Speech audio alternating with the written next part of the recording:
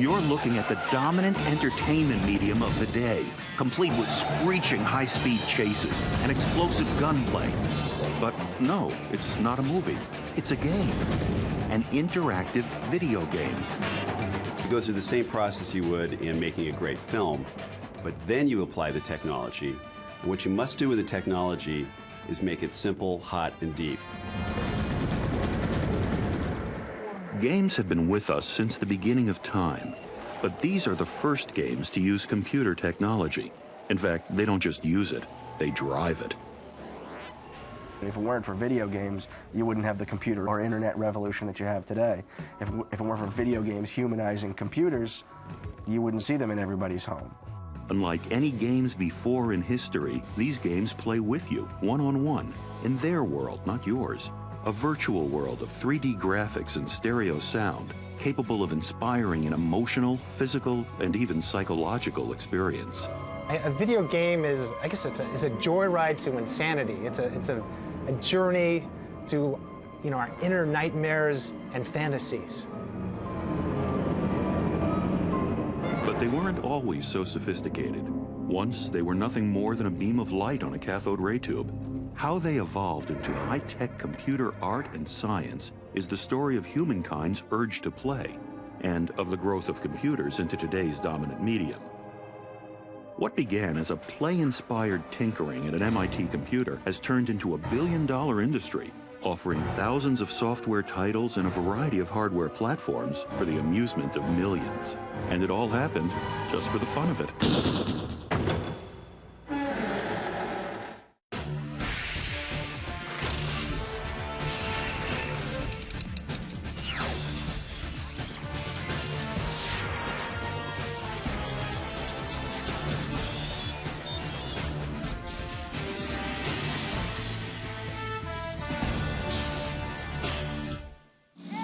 In living rooms across the United States, the youth of America and the young at heart are playing games, video games.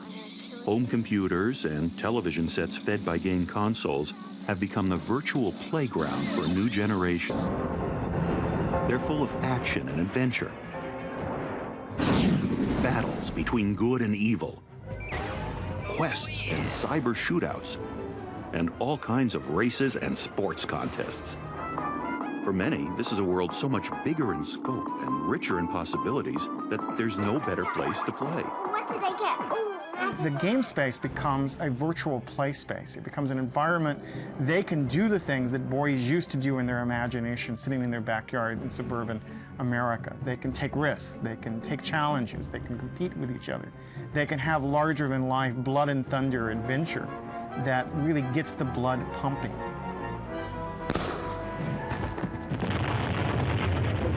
Video games are the virtual place to hang out, a kind of electronic alleyway where boys will be boys and fantasies will come to virtual life.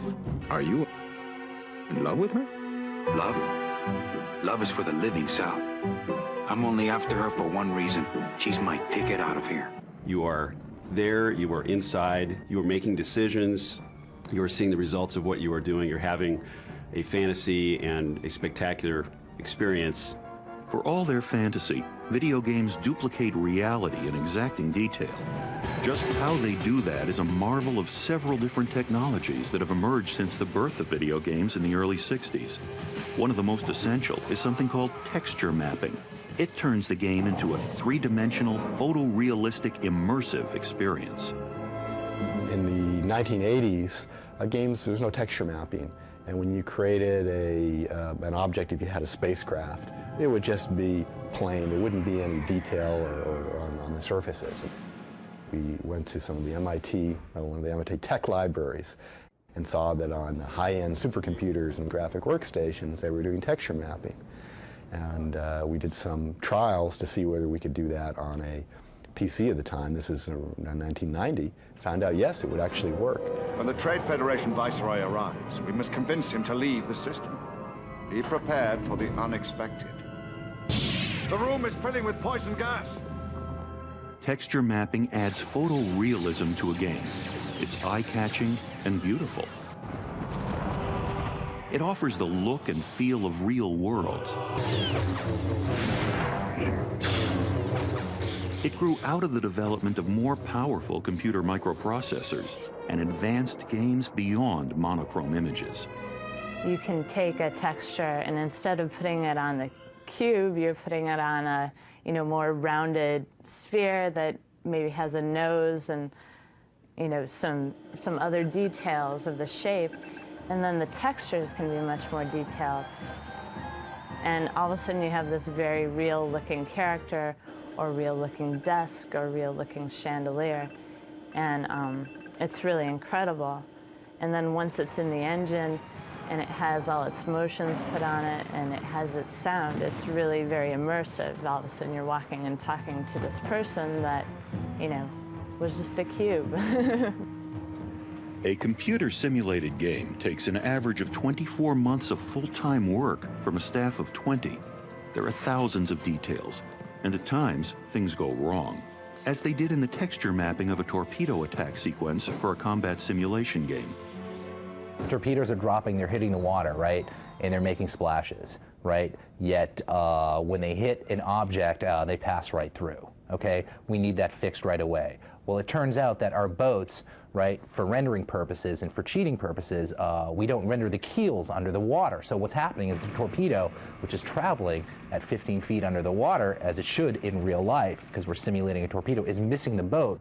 From a water perspective, looking at the water, you wouldn't see underneath the boat. So now it's, oh God, we have to go back and redo the model, right? We have to add, an underneath to the model so that the torpedo knows to hit the boat and to blow it up. When it's done, the game's environments are so real, there's no need to suspend disbelief. It looks like the real thing. But not only have the game environments reached a level of reality, so have the movement of game characters, because of another technology called motion capture. It's the ultimate realization of a technique used by Walt Disney to help animators draw Snow White. Motion capture reached a new height with video games in the 90s. Motion capture electronically copies a movement, like Tiger Woods driving a golf ball, and turns it into a computer image. Wired from head to toe, every movement of a desired action, every turn and twist of a body, every arm and leg in motion is accurately copied. An earlier generation of games relied on an artist's interpretation and rendition of the body's movement. But motion capture makes every movement real, from a sword stroke to a slap shot or a slam dunk. He makes the catch. Added to image is the dimension of sound. Touchdown. The reality created in the games of today is done with voices, music, and sound effects that rival the quality of a Hollywood movie. Oh my! sound studios, and star voices punctuate the games. It'd be a hell of a lot easier to get to the crash site. If today's games look, feel, and sound like major motion pictures, the very first computer game resembled a low-budget sci-fi movie. The game was called Spacewar. It was developed in 1962 at MIT by a graduate student named Steve Russell. Spacewar had only two factors in common with today's games. First, it shot something, and second, it was played on a computer. But what a computer. It was an $8 million mainframe that was used to calculate missile trajectories. It had no keyboard, no mouse, no CD-ROM, and no audio system. Computers were big blocks of vacuum tubes and scary things where you had to communicate via punch cards or, tape with hole in it or, basically some kind of huge magnetic spool of tape.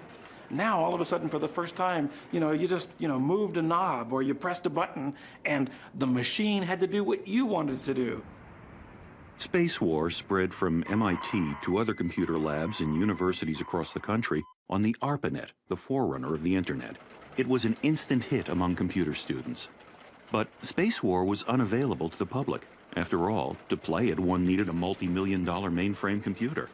But the inspiration and innovation for a new generation of games was let loose on the world. It would turn a game like Spacewar, once a mainframe computer game, into an arcade staple in just 16 years by taming the technology.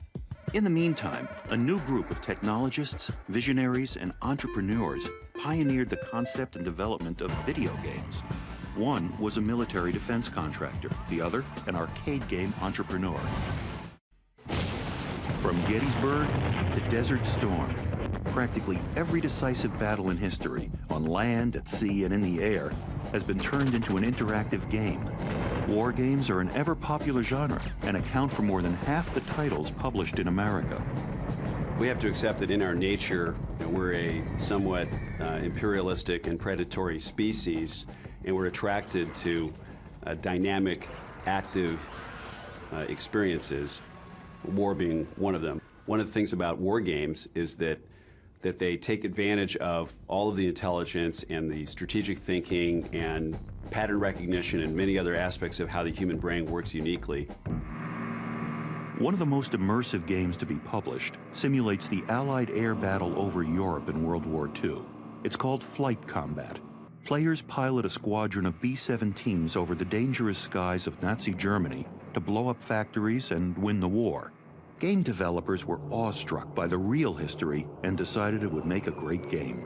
We had this idea about doing a World War II game and making it really immersive and focusing on a couple of very key features, like a 3D-driven physics-based damage system where chunks would go flying off airplanes, guys would go spinning out, engines would catch on fire, planes would explode, there'd be collateral damage, things like that. But this is not just a game. It's an historical event where thousands perished. So the developers wrestled with technological, emotional, and ethical challenges in making it into a game. How far should they go in showing death? What kind of carnage is acceptable? To answer these questions, they asked veterans. I remember having Will Smiley, who was a B-17 pilot who flew about 28 missions in World War II.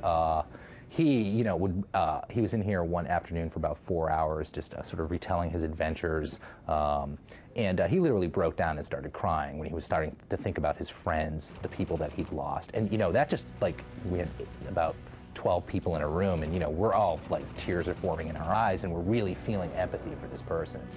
And, part of that is, like, relaying that in the game is, like, how do you relay that empathy? How do you make that person feel like, war is not a fun thing? Even though Flight Combat is a game, its developers wanted players to understand that real war is not. So they made it into a documentary with footage and information about what actually happened in the air war against Nazi Germany. The sheer ambition of the technology in a game like Flight Combat makes it hard to imagine that the very first commercial video game was so primitive, so simple. It was a virtual electronic amoeba compared to today's dynamic games. Yet, as mindless as that game may seem today, it was truly revolutionary, and all it involved were two beams of light chasing each other across a cathode ray tube. The idea originated with a military defense contractor named Ralph Baer, who built radar for the Apollo space missions. Baer's inspiration came as he stared into a bank of television sets at an airport in 1966. Everyone else saw arrival and departure schedules, but Baer saw the future. He had a one of those eureka experiences. He's sitting looking at the television set, and he's saying, this television set is in millions upon millions of American homes, and all people are doing is looking at it. There's got to be something else that we can do with the television. And I think he initially started off with trying to, like, etch-a-sketch kind of things, drawing things, and then he came up with the idea of playing games on the television set. Baer built an interface that moved a beam of light across a television set. From that day forward, there would be more to do with a TV than just watch it. It was kind of like the way people took back the TV screen. Because, like, the TV screen is something that's beamed at you by stations, by big stars and everything, and you just kind of sat there and watched it, got a tan from the glow of the tube. And it was to realize you could actually affect something on that sacred screen, that, it was kind of like, just like you go to church and you never go up and, like, touch the altar, and here you could actually go up and, light the candles or, break the candles. On August 10th, 1970, Baer applied for patent 3,829,95 for an apparatus and method for the generation, display, and manipulation of symbols upon screens of television receivers for the purpose of training, simulation, playing games, and for engaging in action by one or more participants. At first, Baer took his brave new invention to the captains of cable television, the perfect delivery system, he thought, for playing video games. But cable wanted no part of it. Another company, however, did. In 1972, Magnavox released Baer's invention, a home game console named Odyssey. By adding a piece of plastic over a TV set, it became 12 different games, from table tennis to hockey. It was primitive by today's standards, but groundbreaking in its day, and expensive. The system cost $100. Odyssey, the world's first home video game, was a moderate success. But another game took America by storm. It made a millionaire of its creator, inspired the idea of video arcades, and reinvented amusement. The world would never be the same.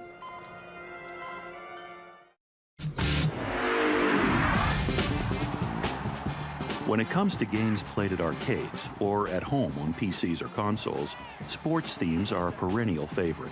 There are games that duplicate every athletic event on the planet to evoke the fantasy of the major leagues. A kind of thrill of virtual victory, an agony of virtual defeat.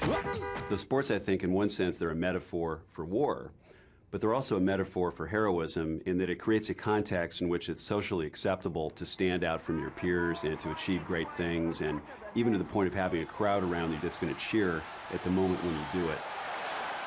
In the history of electronic games, it was a sporting event that inspired the first hit video game. But not because it offered a chance to play one-on-one with Michael Jordan or crush a homer off of Roger Clemens. It was a sports event because it was technically possible to create and both simple and fun to play.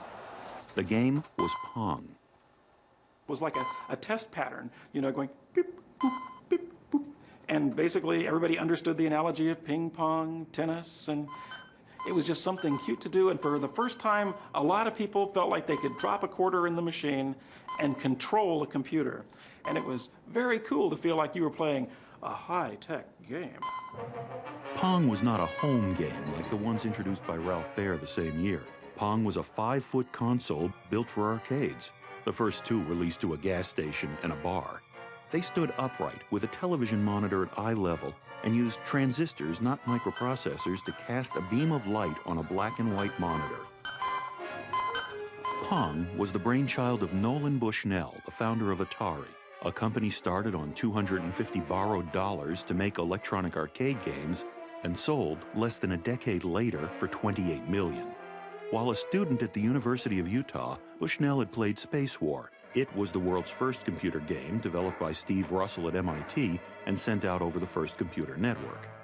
But Bushnell was not just into computers. He also loved games and worked nights at an amusement park. Bushnell believed computer games and arcades were destined to be together. But the creation of Pong was an accident. Their aim was initially to make a racing game, but they decided to test out their new programmer, designer, engineer, Al Alcorn, on a real simple table tennis game. And they realized that this is just incredibly fun. And they ended up with Pong, a game with only 2 instructions. Insert coin and avoid missing ball for high score. And plus you could play it with a beer in one hand. Pong hit the market in April 1972 and quickly sold 6,000 units at $1,000 each. Now, standing next to pinball games, shooting galleries, and skeetball was Pong. But in less than a decade, pinball arcades would become video game arcades. The demand for Pong was so great they couldn't keep up with it, and the games overflowed with quarters, jamming machines. Pong was a Neanderthal compared to today's sports games, but it was the first step in an evolution to virtual reality that was achieved one breakthrough at a time. The first advance after Pong's transistor-based technology was the use of a ROM chip to store graphics in a game called Tank in 1974. Now, for the very first time, an object actually looked like something, not just a stick figure. After Pong and Tank, the technological crusade was to get more data, more bits on the screen. Insiders called it the bit revolution. That basically means that you can get more data through, you know, in a fraction of a second than you could before. All your throughput to have dots bouncing against each other in the Pong days, and then to have blocky polygons moving in the 8-bit days, and then to be able to have more colors in the 16-bit days, and then to be able to have more polygons and textures in the 32-bit days and the 64-bit days. All that really means is that you're pushing more information onto the screen and that everything looks brighter and bigger and more realistic and more detailed. After the bit revolution came the color revolution. Monitors, once capable only of amber or green, burst out in color. By 1976, that spelled a thankful end to black and white games. Breakout was probably the first big color game, and it was the one that really got the Atari machines into Sears, and I think that's when it really took off as a mass market. Breakout was a breakthrough, but its real impact was in helping start the personal computer revolution. Its young designers went on to start a company called Apple. Breakout in '76 was designed by Steve Jobs and Steve Wozniak, who went on to found Apple Computer after that, and the Apple I prototype shared a lot of the parts with the Breakout architecture because they stole a lot of it from Atari at the time. The advent of color moved video games off the back road of black and white stick figures and onto the highway toward photorealism. But another Atari innovation gave the game world a new tool for play and an icon. It was the joystick. The joystick first came with the 1977 Atari 2600 home game console. It also featured a breakthrough 8-bit central processor unit. The joystick was similar to a computer mouse, but instead of manipulating a cursor, it moved an object or fired a shot. The joystick gave the player more control over the game and a sense of being in the action. No, you might want to lighten up someday, Slade.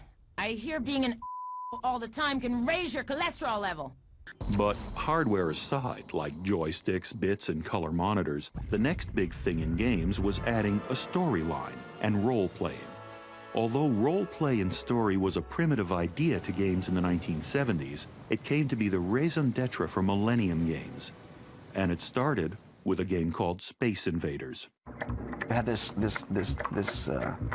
block of invaders, this array of invaders, and as you kept whittling away at them, blowing away creature after creature, they kept going faster and faster and faster and descending on you, and the heartbeat got faster and faster, and it was enough to drive you nuts. It was an astounding experience. You were, for the very first time, somewhere else fighting something else, and it was life and death. It really was an amazing experience. Space Invaders was so popular, it caused a coin shortage in Japan and truancy in America. It also changed how people thought about electronic games.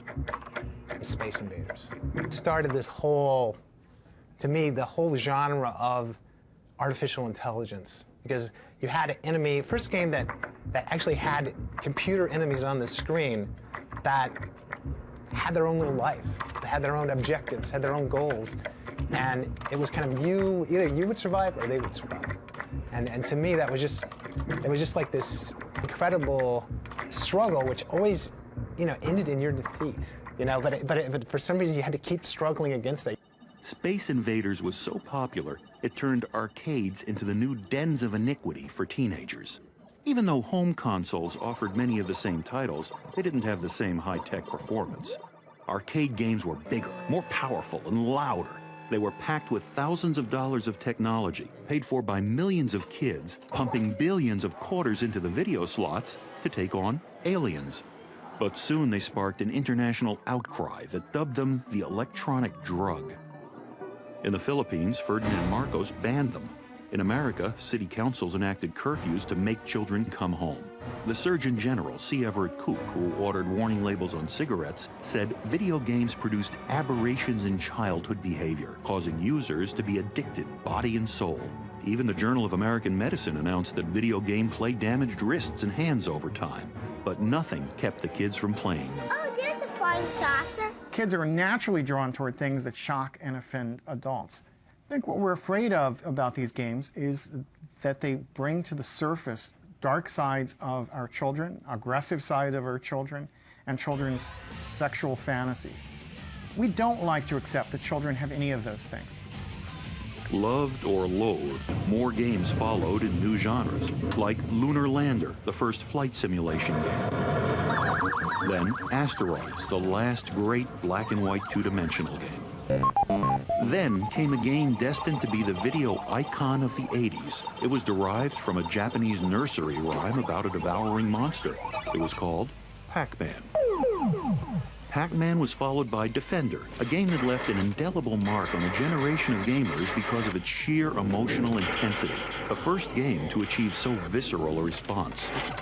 All we had was this title, Defender. You know, like you're defending something, because if you want to blow up things and show a lot of gratuitous violence, you know, it's nice to have the moral high ground. You know, you're defending the world. You know, you're not just raping and pillaging, but you're on the side of good. Defender was one of the best ways that I could probably spend my allowance. These poor people were being taken away by the aliens, and your job was to shoot the aliens so your poor, settlers or native population wouldn't be swept away and kidnapped. The popularity of video games reached every part of America, even the Oval Office and President Ronald Reagan.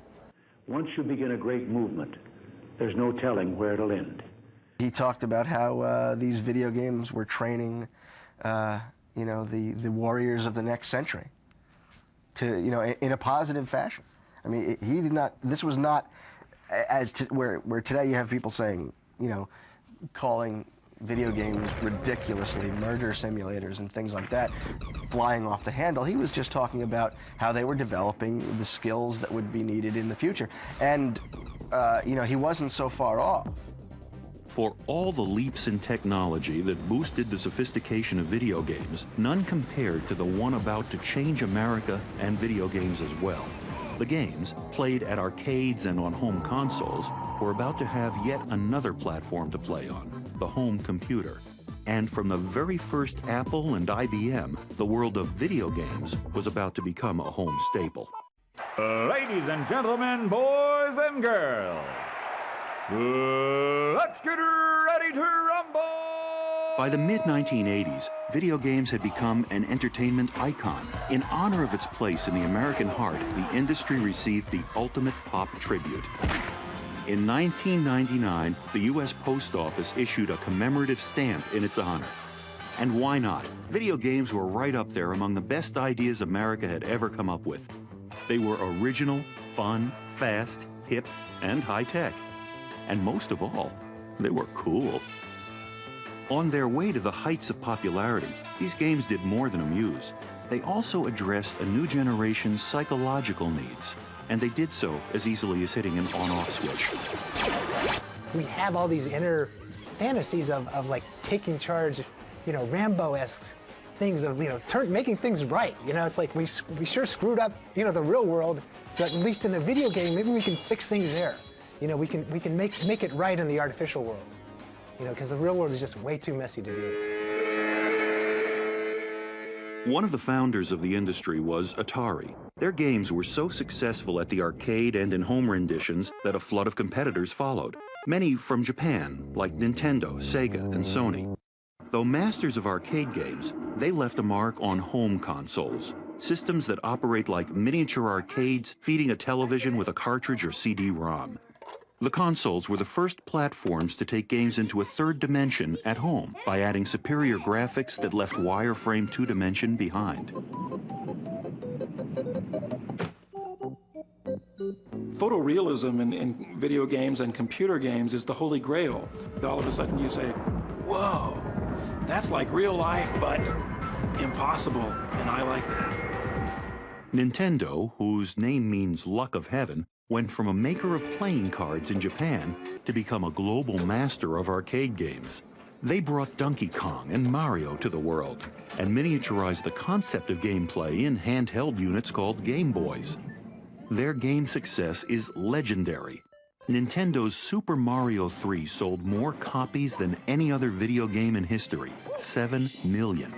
In 1 year, 1992, pre-tax profits for Nintendo was $7 billion. By the 90s, Nintendo beat all of Hollywood in earned revenue. They moved video games from a fad to a staple of play. In the process, they created a generation of revolutionary home game consoles that reached an apogee in the Nintendo 64.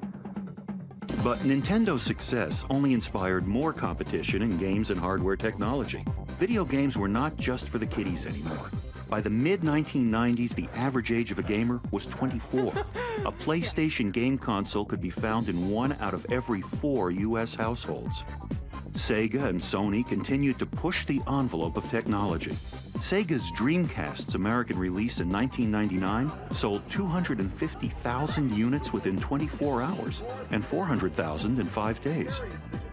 Sega Dreamcast is responsible for the single largest day in retail of any kind of entertainment experience ever. $97 million in one single day of sales. I mean, it was amazing because we tried to look at what was the biggest, retail event up until that time. And we had to go beyond retail. We had to look into all forms of entertainment, and we looked at sales of CDs, and we finally found the Phantom Menace at 28.2 million was the single largest event, and we blew that away almost 3 times. Remember, I'm the monkey and you're the cheese grater, so no messing around. But the next generation of home consoles will do more than elevate games to new graphic levels. Gaming consoles like Sony's PlayStation 2 will become the essence of the home entertainment center, combining various mediums of entertainment. It'll play video games and DVDs and replace the personal computer for an internet connection. While the game hardware becomes more sophisticated, the game software is changing the definition of interaction. When you blow something up, you know you've interacted. You know that you pushed the button and it's made a difference. You know that your participation is actively changing the environment which is there on the screen. But it becomes almost too easy to offer that blowing things up over and over again as the only kind of satisfaction offered to game players. One of the most dramatic examples of the rethinking of interaction is a new game from Sega. It cost $60 million, the most ever spent, to develop Shenmue, a new milestone in the meaning of interaction. Shenmue's an example of really what can be looked at in the future.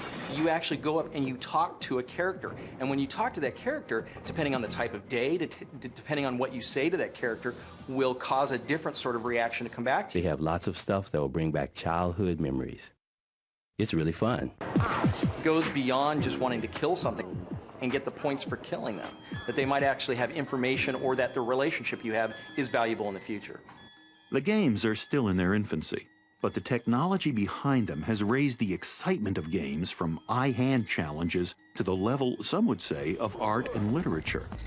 The technology is so good, so complete, it's invisible. Games can now focus on creating a whole new experience, far beyond adrenaline-pumping thrills and over-the-top sound. And the vehicle to take games to the next level is the technology of the personal computer and the internet.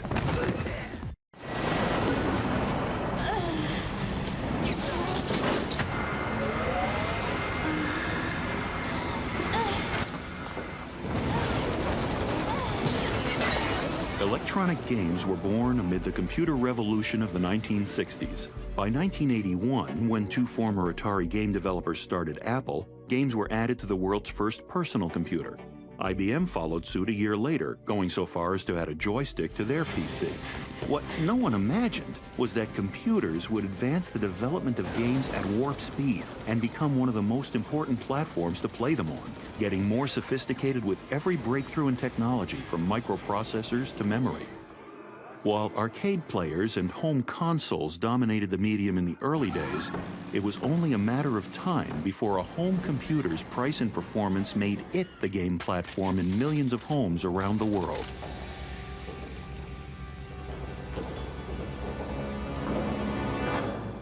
Video games brought computers into the culture. They brought computers into the home, and I mean, hey, do you need 16.7 million colors on your desktop to do a spreadsheet? Do you need 32-bit stereo sound for word processing? No, absolutely not. You need them for video games, and that's what people buy computers for.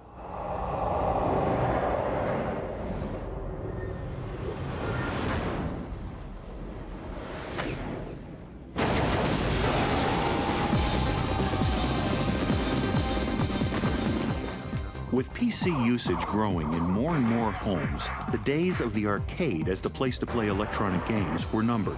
Instead of feeding quarters into a video slot, kids were urging their parents to buy a family computer, but with all the power possible to drive a hot new 3D graphic game. The computer is the medium of doing, and people learn by doing, and we love to play, and it's just a perfect fit. At first, computer games were copies or extensions of arcade and console games. This is my ship. But by the mid-90s, they began to find their own unique distinction as games. Central to their identity was an emphasis on more mature tastes. Will you dedicate yourself to our survival? The early games, quite frankly, were just classic hack and slash, generic swords and sorcery. But over time, I began to get feedback that you might consider things like fan mail, or I began to see the impact that these games were having on young people around the world. And I personalized that to saying that with this opportunity to speak to the masses came a responsibility to ensure that the content that they were participating in was content that had a net positive effect. Far from the days of a beam of light ricocheting off rackets, computer and video games have advanced into complex storylines, complete with heroes, villains, plots, scenes, and settings, anywhere from the portals of hell to the tombs of Egypt. The computer game is now a medium for stories. We're at the threshold of a new era of storytelling. One can imagine the future, we look back and we're talking about the cyber bards, that is the storytellers who have grabbed hold of the potentials of an immersive media technology and really begun to explore how one can use that to tell stories. We're at a baby stage, but down the line we may see it as an exciting and dynamic a form as cinema itself. We want to develop a game that engages and challenges and inspires, but most important, inspires. And what do we mean by that? That means that it's not only inspires you to keep playing, but inspires you to want to know more about it, want to be more immersed in the characters, be more sympathetic to them, so that when they hurt, you hurt. That becomes very important. It's really finding a way to connect the player with that main character, with the game, so that they feel each other's pain. If you haven't bagged a premium before the next sales report comes in, you're out! Guess they couldn't save me, huh? No, but there's still a chance you could save me. Hollywood has flocked to computer games as a new creative storytelling outlet, attracting some of the biggest names in film. Steven Spielberg turned the epic blockbuster Saving Private Ryan into the game Medal of Honor. Tom Clancy was behind Rainbow Six and Rogue Spear. And the granddaddy of science fiction and movie myth, George Lucas, has an entire company at work making games. While home computers have shaped games into stories, the advent of the internet and online gameplay have turned games into a kind of parallel universe where people not only play games, they explore aspects of themselves, a kind of exercise in conscious living free from the stresses of the real world. One of the most popular online games is the Ultima series. It's a medieval fantasy world, but more than a game, it's a community. The game connects people around the globe drawn to a similar game culture and experience. Unlike other games that involve amassing a body count, this emphasizes character and ethics, parts of the game that have made it a bestseller. I began to create a game where you had to prove yourself to be a person of good virtue in order to win the game, not just overcome the obstacles. People knew whenever they played a Lord British game that they were going to be immersed in the world of Britannia, and they knew that they were going to face things that they had never faced before. Because everything that you did, every person that you killed, every item that you stole, worked against your karma, if you will. And basically you had to work on being the balanced avatar. You not only had to save the world, but you had to save yourself. My lord, the Avatar has arrived in Britannia and has been easily dispatched by my worm guard. Do not be so sure. The meddlesome champion of virtue is not so easily defeated. With the advent of the internet, now we finally have the ability for people to sit in their own homes, connect together via the internet, so that everyone who plays this game is simultaneously connected together At any point in time, up to 200,000 people around the world are online playing Ultima. The game is updated and changed online when a new version is ready, so there are no obstacles or costs associated with packaging or shipping. Like a utility bill for water or electricity, players pay a monthly fee to enter a virtual world where there are permanent consequences, a world that never ends, and a game that is never over. What you do here lasts your entire virtual lifetime. The game has taken off beyond the wildest imagination of its creator, and now includes people paying real money to buy virtual real estate. But the most significant difference about this game is its ability to teach players the value of ethical behavior. In a persistent virtual world, whatever you do is now instantly and forever part of the permanent history of that virtual world. And so therefore, the ramification of your deeds is much more important. You can't flippantly do something that you might otherwise consider unethical or poor behavior, because that deed, just like in the real world, will follow you continuously for the rest of your virtual life. Ultima, and games like it, have taken to heart complaints that video games are a negative experience and turned it into a positive by making their games a kind of handbook of moral instruction. Like good literature, the interactive game experience now has the potential to educate and inspire as well as entertain.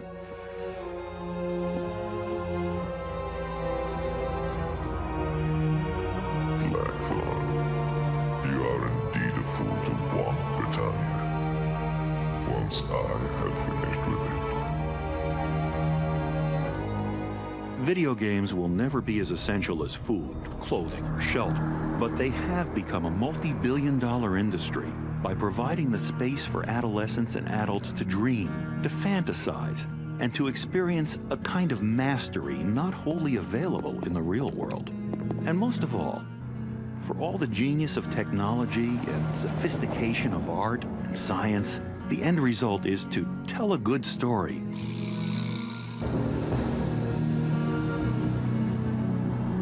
So 10,000 years ago, people sat around a campfire and they listened to a story, and that seemed completely natural.